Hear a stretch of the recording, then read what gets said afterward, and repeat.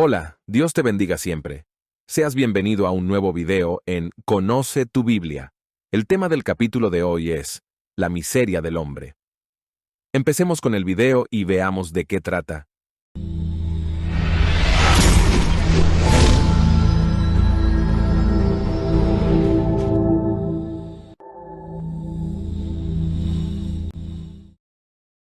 Muy bien, empecemos leyendo el capítulo 5, verso 12 de la epístola de Pablo a los Romanos.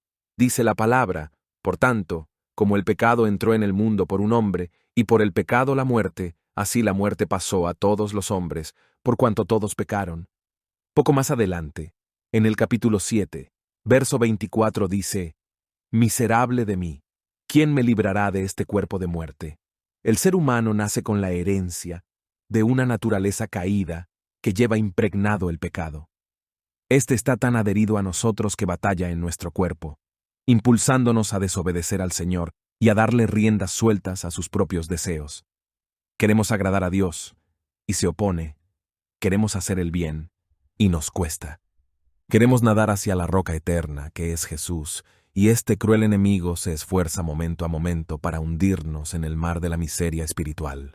El mismo Señor Jesucristo, cuando en cierta ocasión le llamaron Maestro bueno, contestó: ¿por qué me llamas bueno? Solo hay uno bueno, Dios. La palabra de Dios dice categóricamente: todos se han alejado de Él, o sea, de Dios. Todos se han vuelto malos. Nadie, absolutamente nadie, quiere hacer lo bueno. Pablo dice: miserable de mí, ¿quién me librará de este cuerpo de muerte? Gracias doy a Dios por Jesucristo Señor nuestro. Así que yo mismo con la mente sirvo a la ley de Dios, mas con la carne a la ley del pecado. También el apóstol Juan en su primera carta nos dice que para esto apareció el Hijo de Dios, para deshacer las obras del diablo. El diablo, sabiendo que en nuestra naturaleza pecaminosa habita el mal, nos impulsa a hacer lo que es desagradable a Dios, pero gracias al Señor que apareció para deshacer las obras del enemigo. Veamos ahora tres verdades que no debemos ignorar en cuanto a todo esto. La primera es la condición del ser humano. Pablo le llama el pecado vive en mí. Si vamos a la epístola a los Romanos, Pablo dice de sí mismo que si hace lo que no quiere, ya no lo hace él, sino el pecado, que mora en él. Santiago lo describe como la concupiscencia personal. Dice que cada uno es tentado cuando de su propia concupiscencia es atraído y seducido. Y luego Juan le pone la cereza al pastel cuando escribe: si decimos que no tenemos pecado, nos engañamos a nosotros mismos, y la verdad no está en nosotros.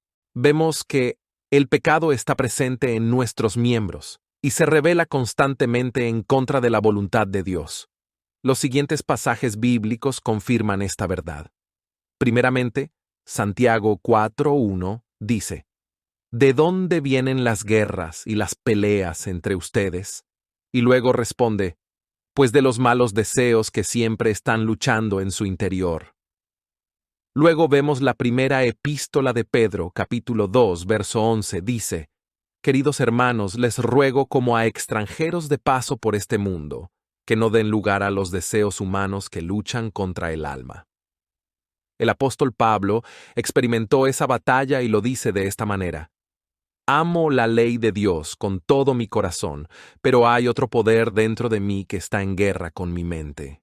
Ese poder me esclaviza al pecado que todavía está dentro de mí. El rey David también escribió en el Salmo 51:7: tengo que admitir que soy malo de nacimiento y que desde antes de nacer ya era un pecador. Después de haber establecido esta verdad de que el pecado habita en nuestro cuerpo, entendemos que esa es la razón por la que los seres humanos pecamos en tres direcciones, y me refiero a que, primeramente, pecamos contra Dios. En el libro de los Salmos dice David: contra ti he pecado, y solo contra ti, haciendo lo malo, lo que tú condenas.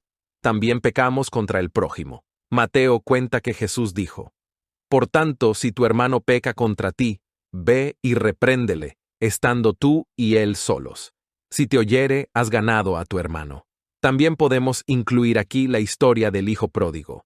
Este hijo pródigo dijo: papá, he pecado contra el cielo, o sea, contra Dios y contra ti, refiriéndose a el prójimo. Y en tercer y último lugar, pecamos contra nuestro propio cuerpo.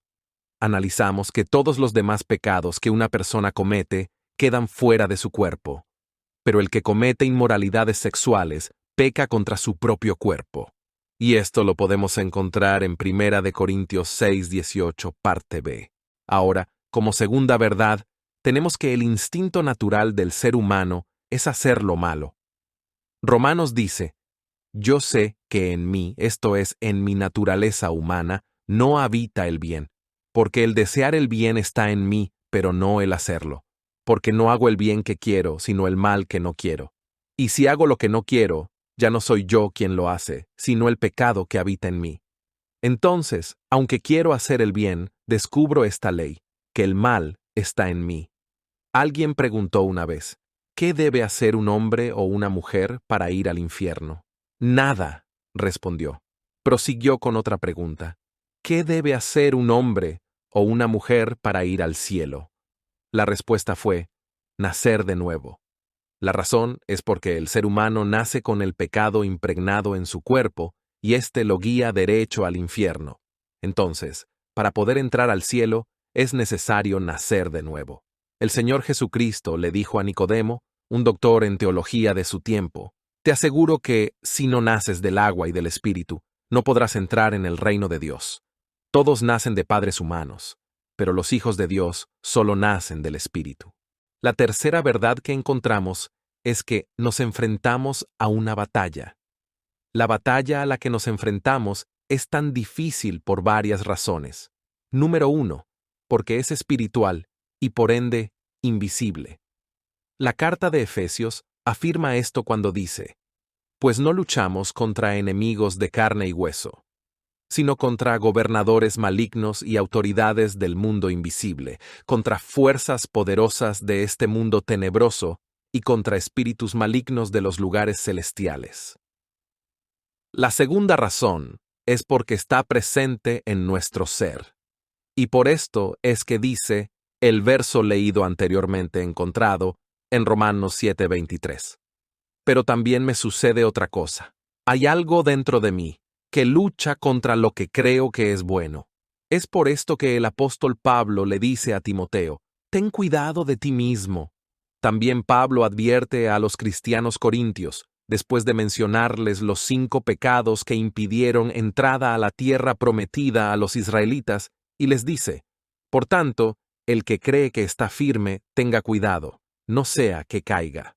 Con todo esto podemos llegar a la conclusión de que no podemos ignorar las verdades, que son el pecado que habita en nosotros, que el instinto natural del ser humano es pecar, y también que nos enfrentamos a una batalla espiritual fuerte. Pero más importante es saber que el Señor Jesucristo apareció para deshacer las obras del diablo. Amén.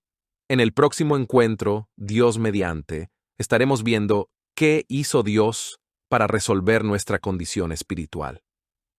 Ahora sí, Dios te bendiga siempre y hasta el próximo encuentro.